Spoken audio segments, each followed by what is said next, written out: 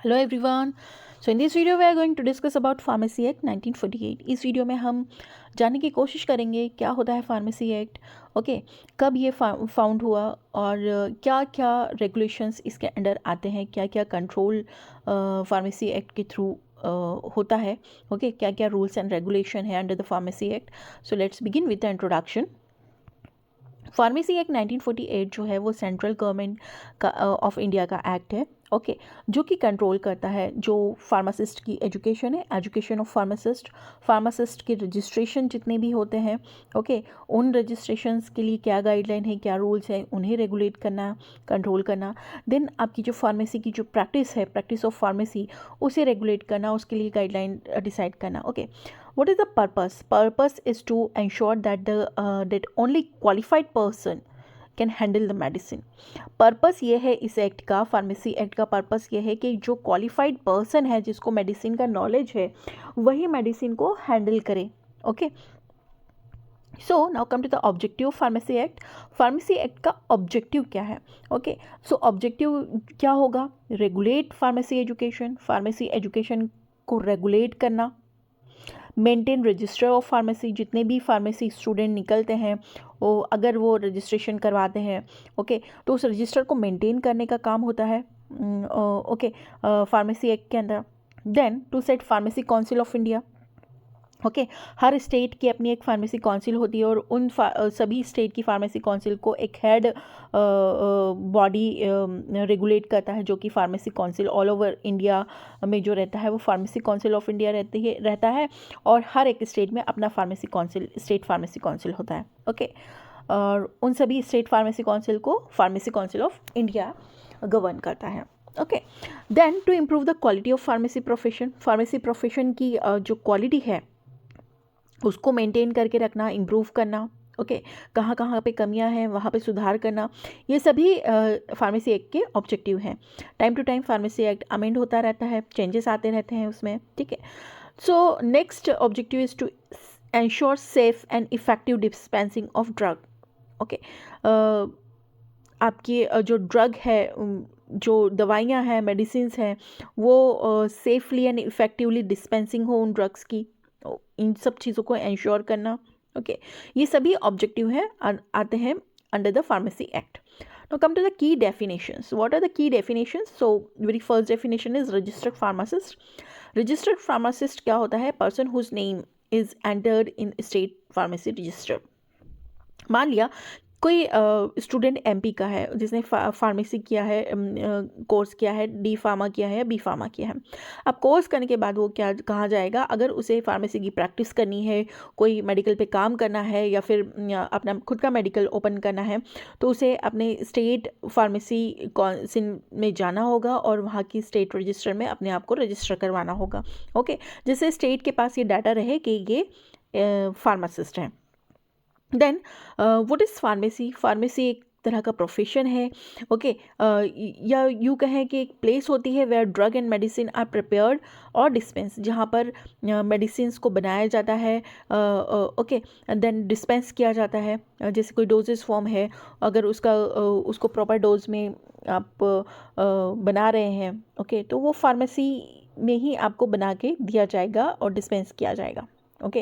Then pharmacy council क्या होता है? एक स्टेचुटरी बॉडी होता है जो कि रेगुलेट करता है फार्मेसी एजुकेशन एंड प्रोफेशन को, okay.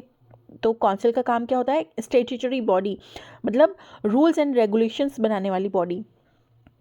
Then come to the pharmacy council of India, PCI की अगर हम बात करें तो पीसीआई जो होता है formed under section 3 of the act. Pharmacy act के सेक्शन 3 में इस बॉडी की फॉर्मेशन बताई गई है, ओके। सो सेक्शन 3 के अंदर ये बॉडी फॉर्म होती है। हेड क्वार्टर जो है पीसीआई का वो न्यू दिल्ली में है। फंक्शन क्या है पीसीआई के? तो प्रिस्क्राइब मिनिमम एजुकेशन स्टैंडर्ड, किसी कॉलेज में कितनी लैब्स होना चाहिए, कितने टीचर्स होना चाहिए, तो एक मिनिमम एजुकेशन स्टैंडर्ड फिक्स करना इसका काम होता है। Approve courses and institution, okay, किस इंस्टीट्यूट को कोर्स करने के लिए अप्रूव करना है, नहीं करना है, ये अप्रूवल भी पीसीआई देता है। Then maintain central register of the pharmacist, okay, सभी स्टेट फार्मासिस्ट होते हैं, सभी स्टेट से वो एक डाटा लेता है और एक सेंट्रल रजिस्टर फार्मासिस्ट का अपडेट करता है, ओके। ये फार्मेसी काउंसिल ऑफ इंडिया के फंक्शंस हैं। Now come to the state pharmacy council. State pharmacy council की अगर बात की जाए तो इंडिया में जितने भी स्टेट है उनका अपना एक स्टेट फार्मेसी काउंसिल है। ये फॉर्म होता है under section 19 of the pharmacy act. Pharmacy act के सेक्शन 19 में इसका फॉर्मेशन बताया गया है स्टेट फार्मेसी काउंसिल का। फंक्शन क्या है? स्टेट रजिस्टर को मेंटेन करना। ओके, सेंट्रल रजिस्टर को कौन मेंटेन कर रहा था? जो आपका पीसीआई था वो। ओके, स्टेट फार्मेसी काउंसिल क्या मेंटेन करेगा? Register of pharmacist of India, state में जितने भी फार्मासिस्ट हैं उनके रजिस्टर को मेंटेन करेगा, रेगुलेट करेगा प्रोफेशनल कंडक्ट्स को। ओके, क्या प्रोफेशनल की क्या क्या गाइडलाइंस है, किस तरह से उनको काम करना है, क्या मिनिमम रिक्वायरमेंट है। ओके, ये सब रेगुलेट करना। Then issue registration certificate. कोई भी स्टूडेंट फार्मेसी का जाता है काउंसिल में और वो कोर्स करने के बाद अपने आप को रजिस्टर करवाता है, रजिस्ट्रेशन काउंसिल या स्टेट फार्मेसी काउंसिल उसे एक सर्टिफिकेट देता है रजिस्ट्रेशन का। ओके, तो इशू करता है registration certificate. Now come to the registration of pharmacist. अगर आपको आपका रजिस्ट्रेशन करवाना है एज ए फार्मासिस्ट, आप पहले स्टेट फार्मेसी काउंसिल में जाएंगे और उसके लिए रजिस्टर कर सकते हैं अगर कैंडिडेट के पास डी फार्म या बी फार्म की डिग्री हो। कहाँ से? ए पीसीआई अप्रूव कॉलेज से ये डिग्री होना चाहिए। Okay, then complete training as per rule, उसने कंप्लीट ट्रेनिंग की हुई हो as per the rule decided by the PCI. Applies to state pharmacy council. अगर उसके पास ये सारी मिनिमम क्वालिफिकेशन है तो उसको कहाँ अप्लाई करना है? स्टेट फार्मेसी काउंसिल में जाके अप्लाई करना है। Then certificate issues, registered pharmacist certificate उसको वो हो जाएगा, इशू हो जाएगा, स्टेट फार्मेसी काउंसिल उसको इशू कर देगा registration certificate. Okay, now come to the education regulation. Education regulation 1991 की बात की जाए तो पीसीआई जो है वो सेट करता है सिलेबस और minimum qualification for the pharmacy. Okay, किसी फार्मासिस्ट के पास क्या मिनिमम क्वालिफिकेशन होना चाहिए, उसकी जो कोर्सेज हैं उसका क्या सिलेबस होना चाहिए, वो कौन सेट करता है? पीसीआई सेट करता है। देन कम से कम आपके पास डी फार्म होना चाहिए, डिप्लोमा इन फार्मेसी होना चाहिए और वो कोर्स होता है 2 साल के लिए। ओके, 2 ईयर कोर्स होता है, मतलब प्लस 500 आवर्स की ट्रेनिंग आपके पास होनी चाहिए। No college can run pharmacy courses without PCI approval. PCI approval के बिना कोई भी कॉलेज रन नहीं कर सकता फार्मेसी कोर्सेज को। Okay, so approval is very necessary. Now to come to the central register of pharmacist. Central register of pharmacist की बात की जाए तो इसको मेंटेन करता है कौन? पीसीआई इसको मेंटेन करता है। Okay, and contain name of all registered pharmacist from all state. India के सभी स्टेट से हर एक स्टेट के स्टूडेंट का डाटा लिया जाएगा, रजिस्टर्ड फार्मासिस्ट का डाटा लिया जाएगा और एक जो सेंट्रल रजिस्टर है इंडिया का वहाँ पे उसका नाम को रजिस्टर किया जाएगा, उसका डाटा स्टोर किया जाएगा। And help verify pharmacist identity anywhere in India, जिससे आपकी आइडेंटिटी को पहचाना जाए, आपकी आइडेंटिटी को वेरीफाई किया जाए from all over India, anywhere, कहीं से भी आप उस फार्मासिस्ट को वेरीफाई कर सकते हैं। तो सेंट्रल गवर्नमेंट के पास या सेंट्रल बॉडी के पास उसका डाटा होना चाहिए। ऑफेंसेस और पेनल्टीज़ क्या होगी? क्या अगर कोई गलत काम करते हैं या फिर आप कहीं गाइडलाइन को फॉलो नहीं कर रहे हैं तो क्या पेनल्टीज़ हो सकती हैं? तो if N unregistered person practice pharmacy, अगर कोई अनरजिस्टर्ड पर्सन प्रैक्टिस कर रहा है फार्मेसी के लिए तो उसको पेनल्टी होगी, फ़ाइन लगेगा, उसको इम्प्रिजमेंट हो सकती है। स्टेट टू स्टेट वेरी करते हैं ये रूल कि उसको कितना फ़ाइन देना पड़ेगा और कितनी समय के लिए उसको सज़ा हो सकती है। तो only registered pharmacist can dispense prescription medicine.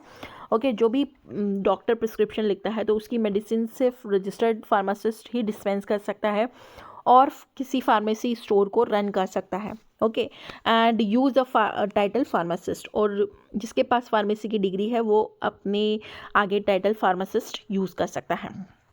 Now come to the importance of pharmacy act. Pharmacy act का इम्पोर्टेंस क्या है? Protect the public from fake and untrained dispenser. जो फेक और अनट्रेंड डिस्पेंसर्स होते हैं, जो मेडिसिन स्टोर पे बैठे रहते हैं और वो दवाइयों को, मेडिसिन को डिस्पेंस करते रहते हैं, तो उन फेक और अनट्रेंड डिस्पेंसर्स को प्रोटेक्ट करता है ये फार्मेसी एक्ट। ओके, पब्लिक को प्रोटेक्ट करता है इन लोगों से। Then ensure quality education. मतलब एक क्वालिटी एजुकेशन वाला बंदा अगर ये प्रोफेशन में है, आपको मेडिसिन डिस्पेंस कर रहा है, ओके, देन ये ठीक है। और अगर अनट्रेन्ड पर्सन ये सब चीज़ें कर रहा है तो हो सकता है वो आपको गलत दवाइयाँ डिस्पेंस कर दे, okay. So it may affect your health. Then build trust in medicine supply system. इससे क्या होता है, एक मेडिसिन सप्लाई सिस्टम में ट्रस्ट डेवलप होता है, बिल्ड होता है। Then strengthen health care service. इस फार्मेसी एक्ट के रूल्स एंड रेगुलेशन को अगर हम ध्यान में रखते हैं तो हमारा हेल्थ केयर प्रोफेशन या सर्विसेज जो होती हैं वो स्ट्रेंथन होती है। Now come to the some MCQs related to pharmacy act. Okay, pharmacy act से रिलेटेड कुछ MCQs हम डिस्कस कर लेते हैं। तो pharmacy act was passed in which year? So it was passed in 1948. Second question is Pharmacy Council of India is formed under which section? So Pharmacy Council of India जो form हुई थी section 3 के under हुई थी। Okay, now the head quarter of PCI located, कहाँ पर है head quarter PCI का?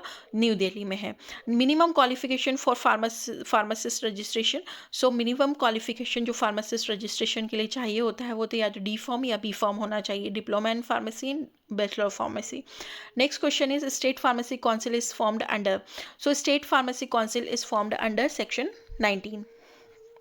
Then who maintain the central register of pharmacist. Pharmacist का सेंट्रल रजिस्टर कौन मेंटेन करता है? तो वो PCI मेंटेन करता है। Okay, then which course need PCI approval. PCI approval कौन से कोर्स को रन करने के लिए चाहिए होता है? तो B Pharm and D Pharm courses को रन करने के लिए आपको PCI का अप्रूवल होना ज़रूरी है कॉलेज के पास। Then person who dispense medicine must be. तो जो पर्सन मेडिसिन को डिस्पेंस करेगा वो रजिस्टर्ड फार्मासिस्ट होना चाहिए। देन D Pharm courses duration. D Pharm की कोर्स ड्यूरेशन क्या होती है? 2 साल की होती है। Then practice of pharmacy is by unregistered person lead to. अगर कोई अनरजिस्टर्ड पर्सन प्रैक्टिस करता है फार्मेसी के लिए तो उसको पेनल्टी एंड पनिशमेंट दिया जाएगा।